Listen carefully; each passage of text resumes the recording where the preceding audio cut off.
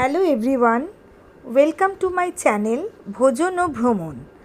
আজ আমি নিরামিষ কচু শাকের রেসিপি শেয়ার করব। এটা আমার একটা খুব প্রিয় পদ।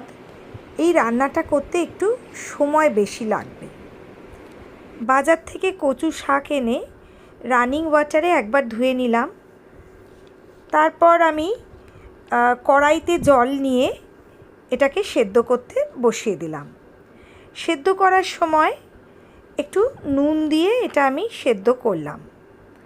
এবার কিছুটা যখন কচু শাক সেদ্ধ হয়ে এসছে, এরপরে এর সঙ্গে রাতে ভেজানো ছোলা এই কচু শাকের সঙ্গেই সেদ্ধ করতে বসিয়ে দেব। ছোলাটা একসাথে করলে কি হবে, কচু শাকের সঙ্গেই ছোলা ভালোভাবে সেদ্ধ হয়ে যাবে। একটু টাইম বাঁচাতে চাইলে আপনারা ইচ্ছে করলে এটা কড়াইতে না করে প্রেসার কুকারেই করতে পারেন। সেক্ষেত্রে একটা সিটি দিয়ে নামিয়ে দিলেই হবে। এই রান্নাটির জন্য যে যে মশলাগুলি লাগবে সেগুলি হলো কালো জিরে, কাঁচা লঙ্কা, শুকনো লঙ্কা, তেজপাতা, হলুদ গুঁড়ো ও জিরে গুঁড়ো। কচু শাক সেদ্ধ হয়ে নরম হয়ে গেলে এটাকে জল ঝরিয়ে নিলাম। এরপর কড়াইতে পরিমাণ মতো সর্ষের তেল দেবো। এই রান্নাটা আমি সর্ষের তেলেই করি। তেল গরম হয়ে গেলে কালো জিরে, তেজপাতা ও চেরা কাঁচা লঙ্কা ফোড়ন দেব। আমরা ঝালটা একটু কম খাই, তাই কাঁচা লঙ্কা দিলাম। আপনারা যারা ঝাল খেতে ভালোবাসেন তারা অবশ্যই এটাতে শুকনো লঙ্কা ফাটিয়ে ফোড়ন দেবেন।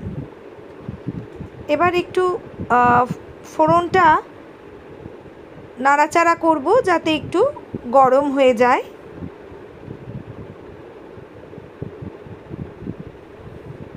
মশলাগুলো গরম হয়ে গেলেই আঁচটা কমিয়ে কচু শাকটা ওর মধ্যে কড়াইতে দিয়ে দেব। একসঙ্গে ছোলাটাও দিয়ে দেব। দুটোই একসাথে ভালোভাবে সেদ্ধ হয়ে যাবে।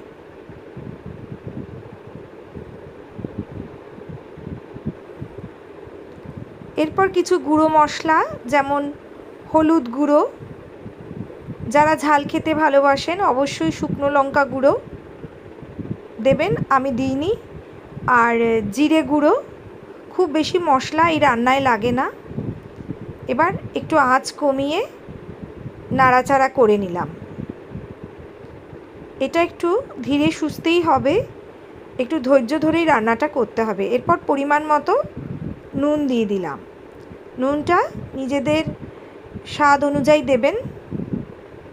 এরপরে এটাকে নাড়াচাড়া করে কিছুক্ষণ চাপা দিয়ে রেখে দেব।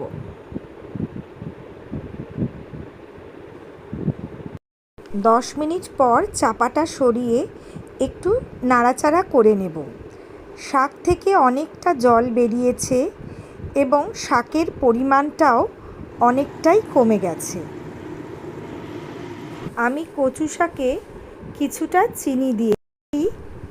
আপনারা যদি চান তবেই চিনিটা দেবেন। এখনও কচু শাকে অনেকটাই জল আছে, ফলে আরেকটু নাড়াচাড়া করছি। এই জলটা যতক্ষণ না শুকোবে এইভাবেই মাঝে মাঝে ওই ঢাকাটা খুলে এইভাবে নাড়াচাড়া করব। শাকের জল শুকিয়ে গেলে একটা বাটিতে তুলে নিলাম। আমার কচু শাক রেডি।